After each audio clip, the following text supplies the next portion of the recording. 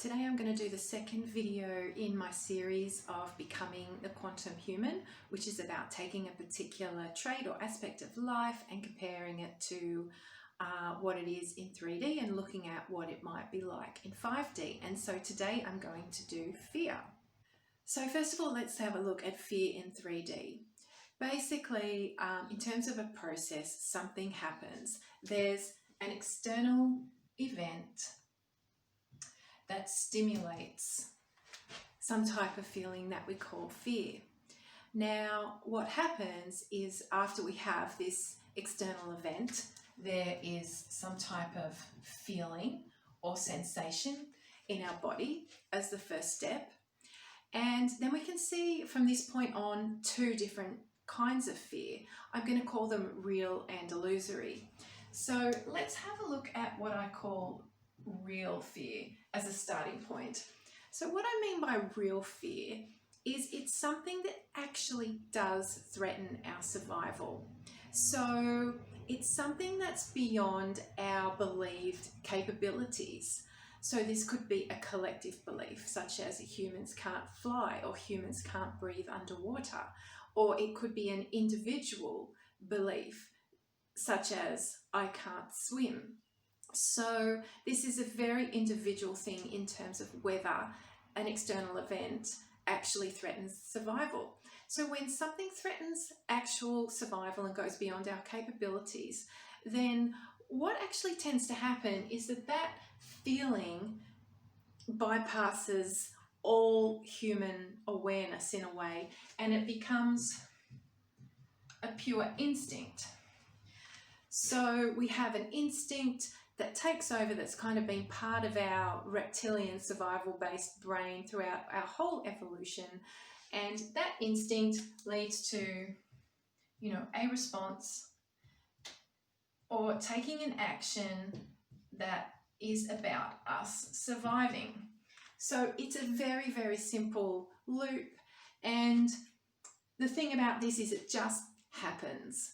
I don't know if you've ever been in a life-threatening situation. I've been in a situation where I actually felt that my survival was threatened, and I can tell you, you don't even know what's happening. It's like this, you become possessed just with the complete focus and trying to get through the situation, and you're not even thinking, you're not even really aware of what's going on. You're just acting out of pure survival. It's a very primal state to be in, what I call real fear. Okay, so next let's have a look at what I'm going to call illusory fear. So in illusory fear, what we're really saying is that in a moment, our survival is not actually threatened. So what tends to be the case in illusory fears is that instead of looking at the present moment, we're actually looking at the past or the future. So there's some memory from the past that's threatening a fear. So as an example, let's say we had an incident where perhaps we thought we were drowning, and now whenever we go near water, it triggers the same response. So we're not actually threatened in that moment because we're not submerged in water, we're just near water, but a past memory is what allows us to think that it is fear. And the same thing, it could be about an anticipation about something happening in the future. You have no idea if that thing is going to happen in the future, but still it's the anticipation and the expectation of what might happen that triggers a fear. So instead of having the feeling being an instinct at this point, what we actually tend to have is more of a label. We tend to try to label the feeling that we're feeling because we're starting to bring awareness into it. So, we may say, okay, I am experiencing fear, I am afraid, I am panicking, I feel anxious. Whatever it is, there's a recognition that there's something going on, but really our survival isn't threatened in that particular moment. So an interesting thing happens here when we start to label things and we've got time. When our survival's not actually threatened, we have time. Honestly, if we have the time to be going through and thinking about how we're feeling and all that sort of stuff, then our survival's not threatened because we don't have instinct taking over. So in a way, that's how we can tell if a fear is illusory or real, because we have time to contemplate this fear, or we don't, in which case we just act. So once we have time to label this feeling, it's really important to note that a feeling in a body can be labelled by different people in different ways. So just because you feel a certain way does not mean that that feeling is fear. So let's take an example. You take two people and you put them on top of a bridge ready to bungee jump. One of those people they have the same feelings in their body of what's going to happen, and one of those people takes those feelings as being fear. Oh my God, I'm going to die when I jump off on this bungee. The other person has exactly the same sensations in their body, but they they label it as excitement. So they feel excitement about the adrenaline rush that's going to come. So it's really important to understand at this stage that there's this feeling, and the label that we give it in terms of it being good or bad is a purely individual thing. So we've labeled this feeling, and then the next thing that tends to happen is we tend, especially if we're labeling it as something bad like fear, we're judging it to be bad, is that we actually start to judge it. So, let's take the common fear, like something like public speaking. I mean, obviously, public speaking truly is not a threat to one's survival at the time. It's more of an anticipation of the future, of what people are going to think, or perhaps from a bad experience from the past that triggers the fear. So then we go, oh my gosh, I'm feeling afraid of doing public speaking, and then we tend to judge it. So this is bad. I shouldn't feel this way. I should be able to get up and speak in front of this crowd. There's something wrong with me. Why can't I just do it? All of this kind of self-judgment about how you're feeling. So, we have time on our hands here, not just to label this feeling, but then to continue to judge it. And then what tends to happen is we get into a bit of a loop here.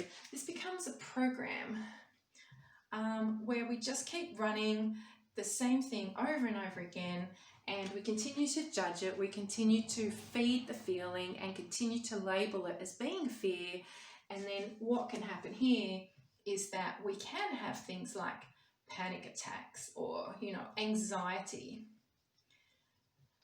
And then what we also tend to have is an action that supports the fear. So, fear of public speaking, we leave, we don't get up and speak, we say no. Fear of bungee jumping, we don't jump. Whatever it is, it follows this program that keeps looping in on itself, where we take an action to support the fact that we think our survival is threatened, but it really isn't. So just as a summary here, to compare real versus illusory fear, real fear is something that threatens beyond our current believed capabilities. It's in the present moment, whereas an illusory fear is really based on memories from the past or anticipation or expectations about the future. In illusory fear, we have time to label and judge and think about what's going on. And I'm going to make a call here that probably real fear is probably only 1% of the things we call fear that we experience. Whereas illusory fear is probably, 99% or even more of the things that we think that we're afraid of. Okay, so that is fear in 3D. Well, the two different types of fear. So let's have a look at what that might look like in 5D. Well, in 5D, I'm going to say it's the same thing. There's still an external event that may bring up some type of feeling. And I'm going to also say that, we're still going to have those real fears.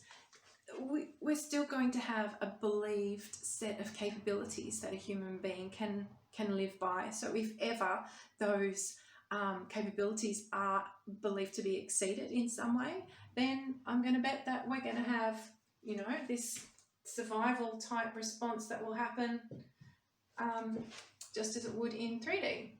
So really what we're looking at in 5D is the difference with what happens in this illusory process. So in the illusory process, when we feel something, the first thing is, of course, we're going to have awareness that we're feeling something. I'm pretty sure here we don't really have that level of awareness. It just kind of bypasses it straight into labeling.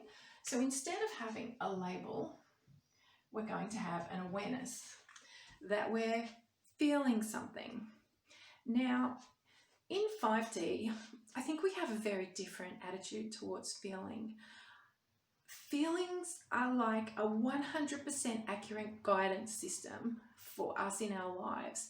So basically, if we feel something, what it means is that there's something important to us that feeling has stemmed from. So if we have a strong feeling, then it's a message that something in that moment is important to us. So instead of there being this label about, oh my gosh, I feel afraid, I feel whatever, instead what we're saying is that we're aware there's a feeling and that something important is going on. So this is really interesting because back here where we're saying feelings are good and bad, over here we're just saying, well, it's a feeling and it's telling me something is important. So in a way, you can kind of see that fear and excitement are actually telling you the same thing. They're actually telling you it's something important, something that you want to do, and you don't have to say whether it's good or bad, or fear or excitement or happiness or joy or panic or whatever. All you have to know is that it's something important, and it's about working out, well, what is it in that moment that's important to you? So, as an example, public speaking. Let's say that you've been asked to give a talk at work or whatever, and we're saying, okay, it's not real fear because it's not really threatening your survival, but you have this feeling that comes up, and in 3D you'd probably just go, oh my gosh, this is terrible, and just leave. Whereas in 5D you've got this awareness saying, okay, so I'm having this feeling now of adrenaline in my body and jumpiness, and so you could say that was fear, but actually always saying, okay, something important is going on here, and what is that? And when you look at that, you may actually say, well, my job is important to me and I want to contribute and I want to be respected by my colleagues, and so that means that I want to be able to talk in front of my colleagues. So that's what's triggering you, is the fact that you want that so much, but you think that that's fear when you start to feel that adrenaline about getting up and speaking in front of them. When really all it's telling you is that, your job is standing and your job is important to you. Not that you're afraid of public speaking.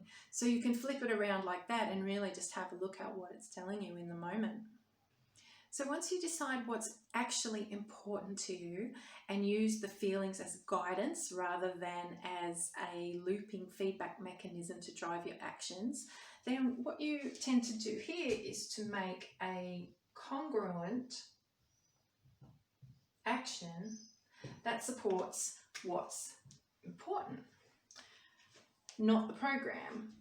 So that's when you say, well, it's obviously important to me to stand up in front of my colleagues and give this talk, so despite how I feel, I'm going to do it because I understand that that is what this feeling is all about.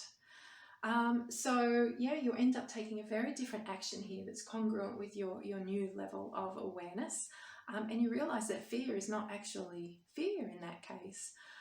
It's just simply a way to grow. I think there was a book, The Obstacle is the Way, feel the fear and do it anyway, all that sort of thing.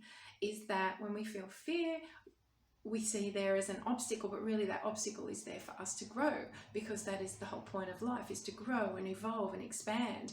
So we start to look at these feelings actually as guidance system and messages to tell us what is the direction we need to grow at, to continue evolving as a human being. Okay, so just to summarize, I've just got a few key questions that we can ask ourselves whenever we have an external event that triggers a feeling that we label as fear. So the first question is, am truly in danger now? Is my survival actually threatened? And as we said before, 99% of the time it isn't. And honestly, if you have the time to ask yourself that question, that really suggests that your survival isn't threatened, because if it was, you certainly wouldn't be thinking that way. You would be acting on instinct. So then the next thing to think about is, why am I feeling this feeling? What's important to me here? And really digging deep to work out why you're having that response. And that may be after you've had the external event. It might be removing yourself from the situation and reflecting on it later. It doesn't necessarily have to be in the moment. And then the third question I have is, well, what would be a congruent action to support what I've discovered is important moving forward? And this is where we kind of get to reflect on past situations, perhaps, where we have acted on something despite this feeling that we've labelled as fear, and looking at how things turned out. And, you know, everything always turns out. We wouldn't be standing here if it didn't. And so we get to do a little bit of reality checking. Is this action that I'm going to take really as bad as I'm thinking it is? Am I stuck in this loop of judgment that's keeping me in this program? Or, you know, is this an opportunity to grow and evolve in a new direction, achieve some new skill, overcome some obstacle that will lead to more satisfaction and sense of achievement afterwards? So I hope that's given you a new way to think about fear. Fear is not necessarily a real thing. Fear is just something that we've programmed into judgments and labels that we give about a way that we feel based on an external situation. So, you know, this is an opportunity just to completely reframe how we look at fear and look at actually as one of our greatest impetuses for growth in creating the new 5D human on the new 5D earth. Thanks for listening, and I'll talk to you soon.